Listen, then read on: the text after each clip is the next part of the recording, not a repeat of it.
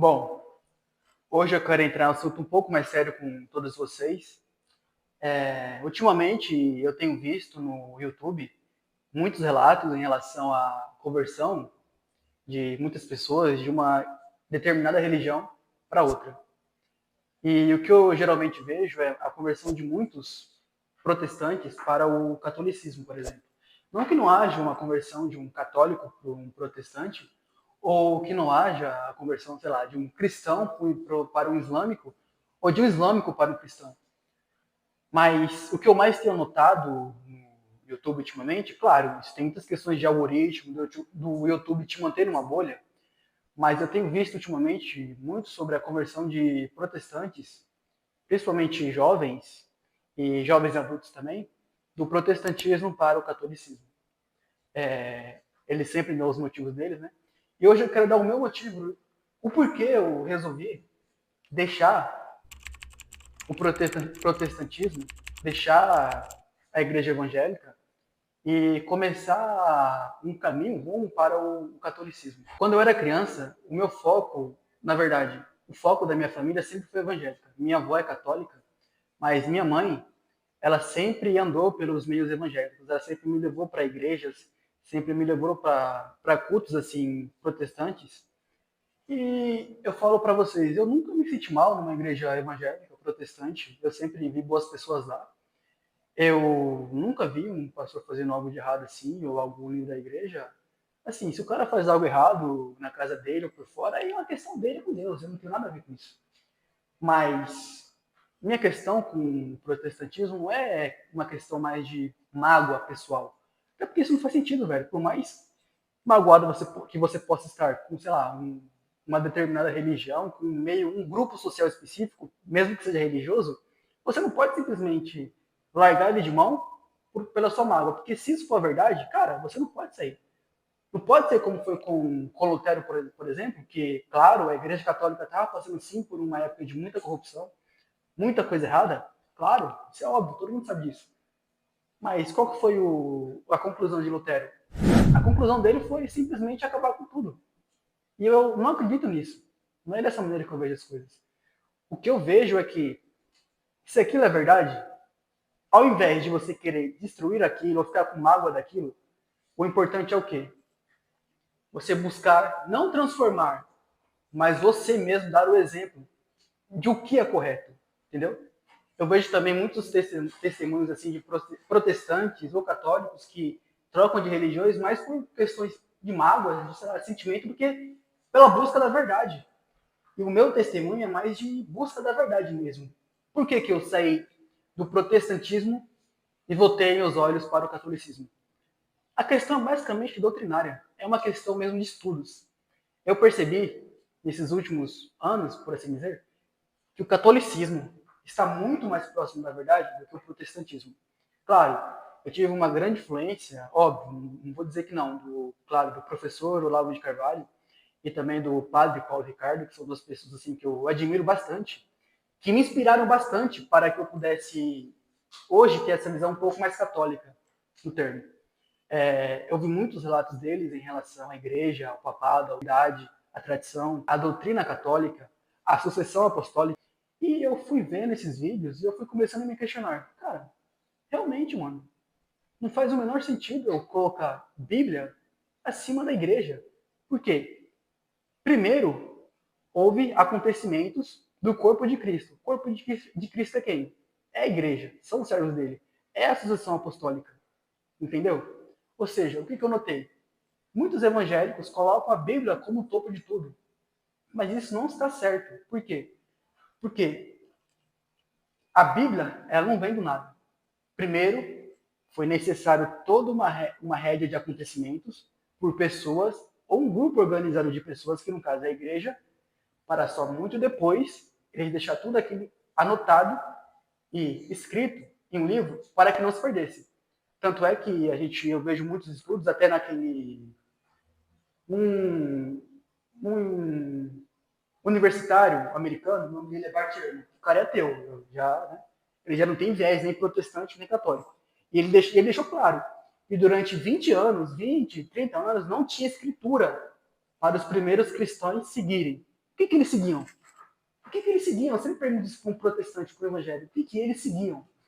Seguiam o quê? A tradição daquilo que Cristo ensinou. A tradição daquilo que Cristo praticou.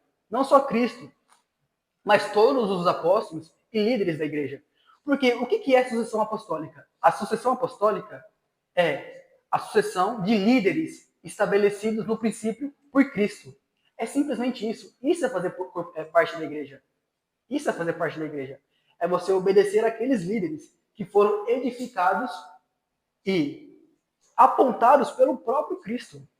Essa é a questão. Muitos evangélicos veem isso como idolatria, ou sei lá, como eu posso dizer, sei lá, um rebaixamento de você por um ser humano, mas eu não vejo dessa maneira. O que eu vejo, eu não estou me rebaixando por um ser humano, eu estou me rebaixando por corpo de Cristo. Aquelas pessoas que estão lá, líderes religiosos, duques, não duques, na verdade, né? Bispos, arquiduques, não, arquiduques não, arquibispos, o Papa, padres, eles não são pessoas da qual eu tenho que pensar, não vou me rejeitar, beijar a mão de um papa, de um padre, ou ajoelhar perante o papa por uma questão de reverência. Porque isso é idolatria, eu estou me rebaixando a um ser humano. Não, cara, você não está se rebaixando a um ser humano. Você está se rebaixando ao corpo de Cristo. Eles são o corpo de Cristo, essa é a questão. Não existe separação entre a cabeça e o corpo. Os dois andam juntos. Quando a primeira vez que eu vi esse argumento, na verdade, não é nem argumento, foi mais uma reflexão que eu fui fazendo ao longo da minha vida.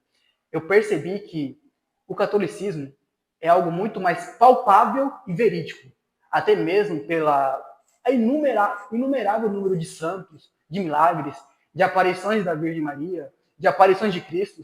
Tem um livro muito interessante que é de uma africana que ela conta a história de um amigo dela, Sagata Chia. O livro está em inglês, eu li, é muito interessante. No qual o menino ele conhece Jesus, ele passa por tudo aquilo, ele encontra o Cristo, ele encontrou o Cristo. Eu acredito que realmente Cristo apareceu para ele e deu um propósito de vida para ele. E aí o que Cristo fala ali para o menino? Rapaz, quando você sempre estiver em dificuldades, clame pela minha mãe, chame minha mãe. Você entendeu? Ali Cristo. Pausa. Ah, mano, todo mundo sorrindo, porra. Clame pela minha mãe, chame minha mãe, chame por ela, que eu vou ajudar ela a interceder por você. Tá lá, cara. Eu acredito nisso. Muitos evangélicos e protestantes não aceitam isso. Tudo bem. Eles são livres para isso. O cara é livre para não querer aceitar a verdade. O que eu vou fazer? Eu não, em nenhum momento digo que um protestante ou um evangélico não é cristão. Claro que ele é cristão. Somos irmãos em Cristo. Eu só acho que eles são um pouco confusos em relação a essas doutrinas. É que nem, por exemplo, você tem um irmão, você ama o seu irmão, você quer que ele esteja junto com você, ele é seu irmão de sangue e tal, mas você sabe que ele está confuso.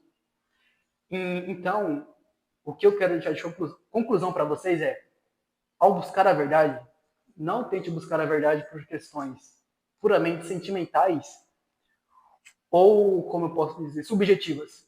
Como, eu saí da igreja evangélica porque eu não gosto dos evangélicos que ficam gritando em línguas e fazendo todos aqueles pulos, que me parece macumba.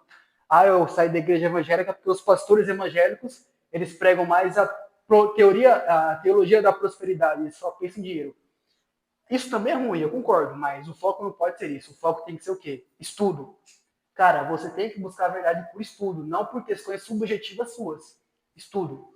Foi por isso que eu saí do protestantismo e hoje estou muito focado no catolicismo por questões mesmo de estudo. Para mim, do que eu estou aprendendo, a Igreja Católica é algo muito mais sólido, muito mais palpável e está muito mais próximo da verdade. Isso para mim, mano, você pode até dizer que o cristianismo está errado. Talvez o Islã esteja certo, o budismo esteja certo.